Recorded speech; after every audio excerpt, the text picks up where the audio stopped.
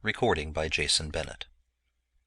The Voice in the Night by William J. Wintle. John Barron was frankly puzzled. He could not make it out at all. He had lived in the place all his life, save for the few years spent at Rugby and Oxford, and nothing of the sort had happened to him before. His people had occupied the estate for generations past, and there was neither record nor tradition of anything of the kind. He did not like it at all. It seemed like an intrusion upon the respectability of his family, and John Barron had a very good opinion of his family. Certainly he was entitled to have a good opinion of it. He came from a good stock. His ancestry was one to be proud of. His coat of arms had quarterings that few could display, and his immediate forebears had kept up the reputation of their ancestors. He himself could boast a career without reproach.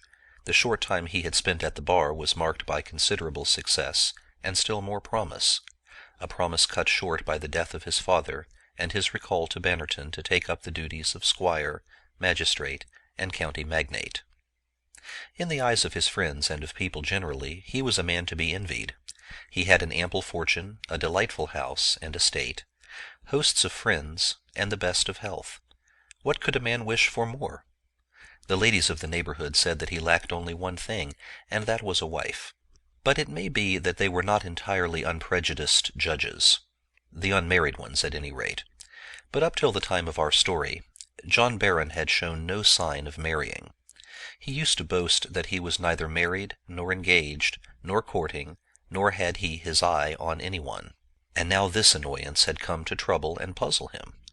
What had he done to deserve it? True, he might take the comfort to his soul that it was no immediate concern of his. The affair had not happened to any member of his family or household. Why then should he not mind his own business? But he felt that it was his business. It had happened within the bounds of his manor, and almost within sight of his windows. If anything tangible could be connected with it, he was the magistrate whose duty it would be to investigate the matter. But up till the present there was nothing tangible for him to deal with. The whole business was a mystery, and John Barron disapproved of mysteries. Mysteries savored of detectives and the police court. When unraveled, they usually proved to be sordid and undesirable, and when not unraveled, they brought with them a vague sense of discomfort and of danger. As a lawyer, he held that mysteries had no right to exist. That they should continue to exist was a sort of reflection on the profession, as well as upon the public intelligence. And yet here was the parish of Bannerton in the hands of a mystery of the first water. As a magistrate, John Barron had officially looked into the matter, and, as a lawyer, he had spent some hours in carefully considering it, but entirely without any practical result. The mystery was not merely unsolved, it had even thickened. This was the history with which he was faced. A fortnight before, the occupants of a cottage on the outskirts of the village, a gardener and his wife, had left their little daughter of 3 years old in the house while they went on an errand. The child was soundly asleep in its cot, and they locked the door as they went out. They were absent about 20 minutes, and were nearing the house when they heard the screams of a child. The father rushed forward, unlocked the door, and the two parents entered together. The child's cot was in the living room into which the front door opened. As they went in, the screams ceased, and a terrible gasping sound took their place. Then they saw that the cot was hidden by some dark body that seemed to be lying on it.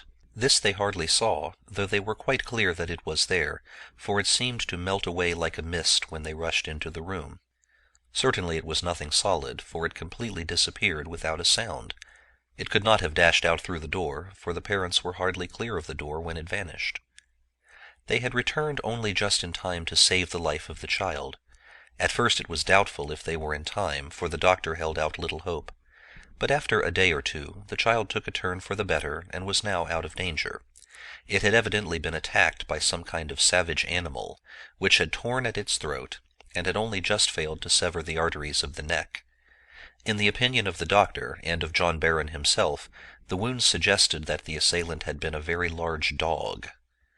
But it was strange that a dog on such size had not done far worse damage. One might have expected that it would have killed the child with a single bite. But was it a dog? If so, how did it enter the house? The door in front was locked, as we have seen, That at the back was bolted, and all the windows were shut and fastened. There was no apparent way by which it could possibly have got into the house, and we have already seen that its way of going was equally mysterious. The most careful examination of the room and of the premises generally failed to yield the smallest clue. Nothing had been disturbed or damaged, and there were no footprints. The only thing at all unusual was the presence of an earthy or moldy odor which was noticed by the doctor when he entered the room, and also by some other persons who were on the scene soon afterwards. John Barron had the same impression when he went to the cottage some hours later, but the odor was then so faint that he could not be at all sure about its existence. By way of embroidery to the story came 2 or 3 items of local gossip of the usual sort. An old woman nearby said that she was looking out of her window to see the state of the weather a little earlier in the evening, when she saw a huge black dog run across the lane and go in the direction of the cottage. According to her tale, the dog limped as if lame or very much tired. 3 people said they had been disturbed for 2 or 3 nights previous by the howling of a dog in the distance, and a farmer in the parish complained that his sheep had apparently been chased about the field during the night by some wandering dog. He loudly vowed vengeance on dogs in general, but as none of the sheep had been worried, nobody took much notice. All these tales came to the ears of John Barron, but to a man accustomed to weigh evidence they were negligible. But he attached much more importance to another piece of evidence, if such it might be called. As the injured child began to get better, and was able to talk, an attempt was made to find out if it could give any information about the attack. As it had been asleep when attacked, it did not see the arrival of its assailant, and the only thing it could tell was, "Nasty, ugly lady bit me." This seemed absurd, but when asked about the dog, it persisted in saying, "No dog, nasty, ugly lady." The parents were inclined to laugh at what they thought was a mere childish fancy, but the trained lawyer was considerably impressed by it. To him there were 3 facts available. The wounds seemed to have been caused by a large dog. The child said she had been bitten by an ugly lady, and the parents had actually seen the form of the assailant. Unfortunately, it had disappeared before they could make out any details, but they said it was about the size of a very large dog, and was dark in color. The local gossip was of small importance, and was such as might be expected under the circumstances. But, for what it was worth, it all pointed to a dog or dog-like animal. But how could it have entered the closed house, how did it get away, and why did the child persist in her story of an ugly lady? The only theory that would at all fit the case was that supplied by the old Norse legends of the werewolf. But who believes such stories now?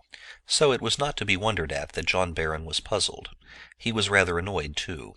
Bannerton had its average amount of crime, but it was in a small way, and could generally be disposed of at the petty sessions.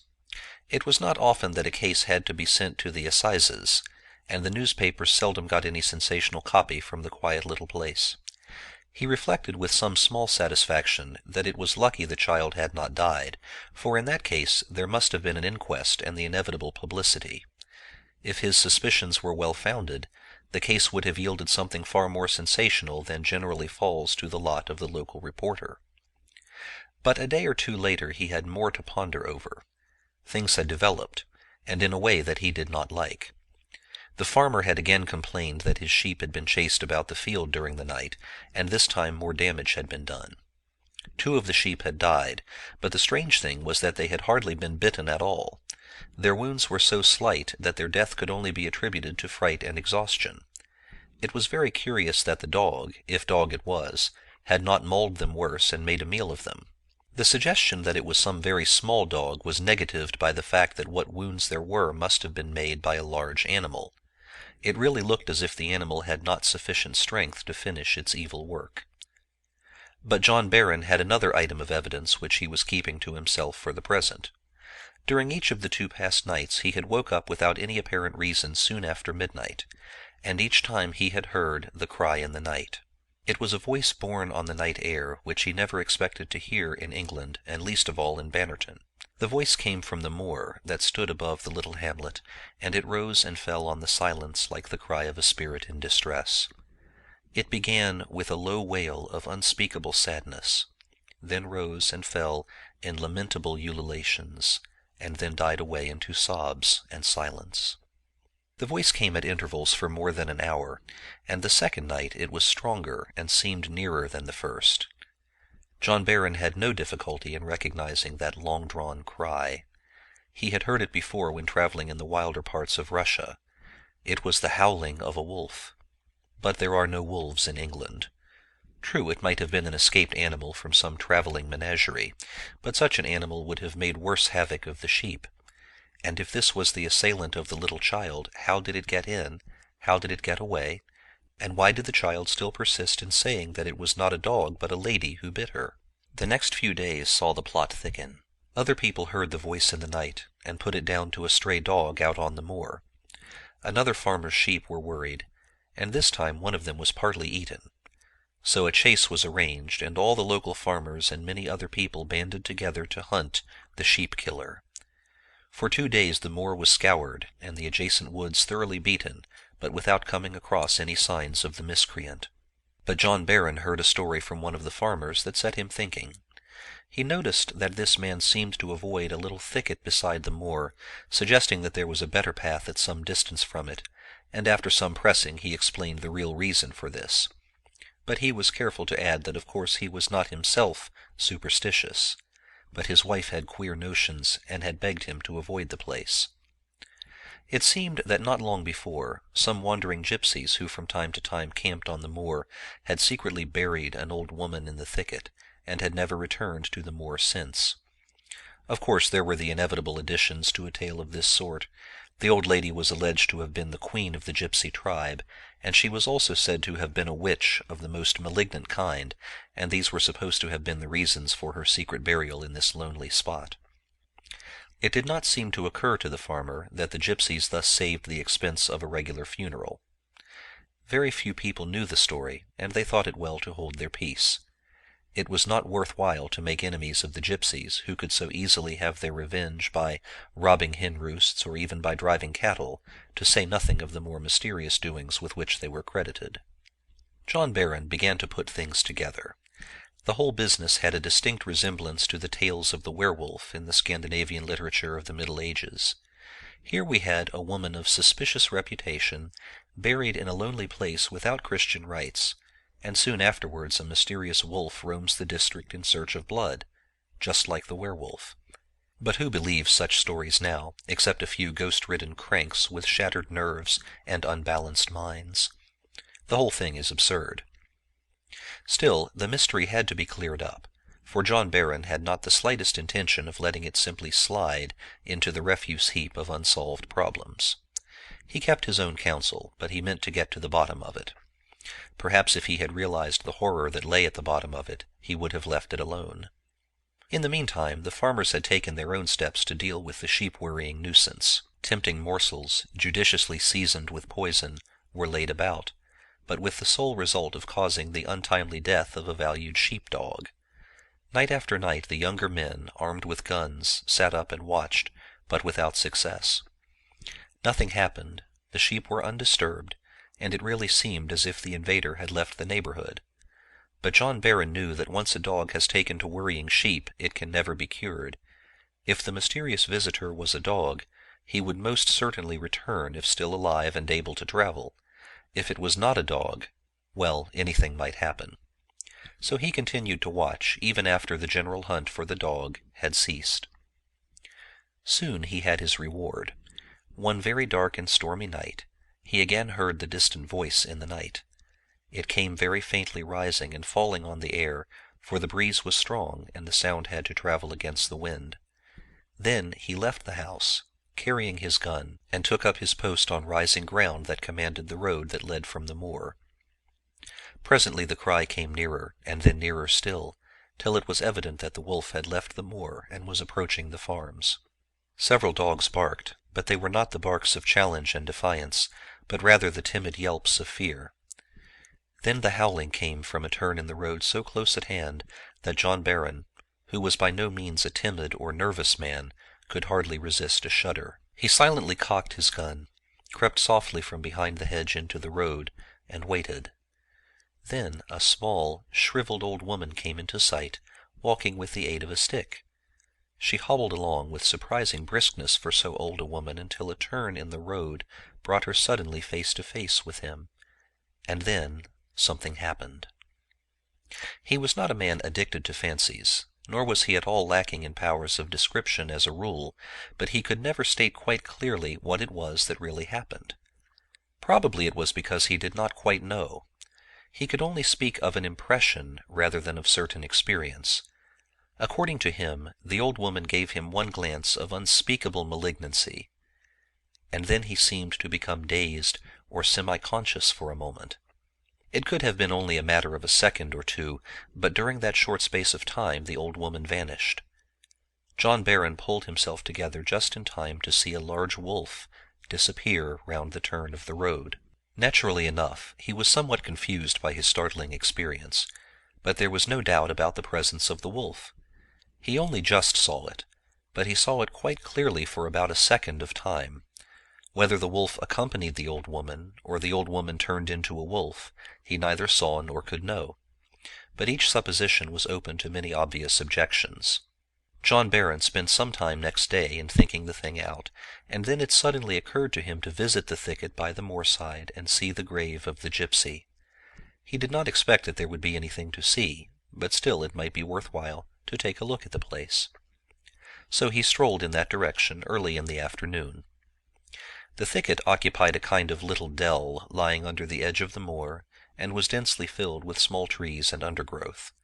But a scarcely visible path led into it, and, pushing his way through, he found that there was a small open space in the middle. Evidently this was the site of the gypsy grave. And there he found it, but he found more than he expected. Not only was the grave there, but it lay open. The loose earth was heaped up on either side, and had the appearance of having been scraped out by some animal.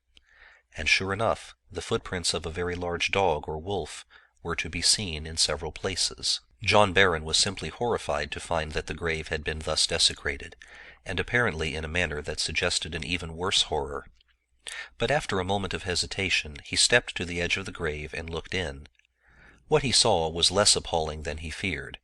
There lay the coffin, exposed to view, but there was no sign that it had been opened or tampered with in any way.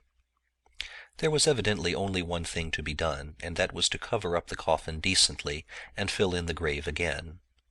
He would borrow a spade at the nearest cottage on some pretense and get the job done. He turned away to do this, but as he went through the thicket, he could have sworn that he heard a sound like muffled laughter. And he could not get away from the notion that the laughter had some quality closely resembling the howling of a wolf. He called himself a fool for thinking such a thing, but he thought it all the same. He borrowed the spade and filled the grave, beating the earth down as hard as he could, and again, as he turned away after completing the task, he heard that muffled laugh. But this time it was even less distinct than before, and somehow it sounded underground. He was rather glad to get away. It may well be imagined that he had plenty to occupy his thoughts for the rest of the day, and even when he sought to sleep he could not. He lay tossing uneasily, thinking all the time of the mysterious grave and the events that certainly seemed now to be connected with it. Then, soon after midnight, he heard the voice in the night again. The wolf howled a long way off at first, and then came a long interval of silence, and then the voice sounded so close to the house that Barron started up in alarm, and he heard his dog give a cry of fear. Then the silence fell again, and some time later the howling was again heard in the distance. Next morning he found his favorite dog lying dead beside his kennel, and it was only too evident how he had met his end. His neck was almost severed by one fearful bite, but the strange thing was that there was very little blood to be seen. A closer examination showed that the dog had bled to death, but where was the blood? Natural wolves tear their prey and devour it. They do not suck its blood. What kind of a wolf could this be? John Barron found the answer the next day. He was walking in the direction of the moor late in the afternoon as it grew towards dusk, when he heard shrieks of terror coming from a little side lane. He ran to the rescue, and there he saw a little child of the village lying on the ground, with a huge wolf in the act of tearing at its throat. Fortunately he had his gun with him, and as the wolf sprang off its victim when he shouted, he fired. The range was a short one, and the beast got the full force of the charge. It bounded into the air and fell in a heap, but it got up again and went off in a limping gallop in the way that wolves will often do even when mortally wounded. It made for the moor. John Barron saw that it had received its death wound, and so gave it no further attention for the moment. Some men came running up at his shouts, and with their assistance he took the wounded child to the local doctor. Happily he had been in time to save its life. Then he reloaded his gun, took a man with him, and followed the track of the wolf. It was not difficult to follow, for bloodstains on the road at frequent intervals showed plainly enough that it was severely wounded. As Barron expected, the track led straight to the thicket and entered it. The two men followed cautiously, but they found no wolf. In the midst of the thicket lay the grave once more uncovered, and there beside it lay the body of a little old woman, drenched with blood. She was quite dead, and the terrible gunshot wound in her side told its own story. And the two men noticed that her canine teeth projected slightly beyond her lips on each side, like those of a snarling wolf, and they were blood-stained. End of The Voice in the Night by William J. Wintle.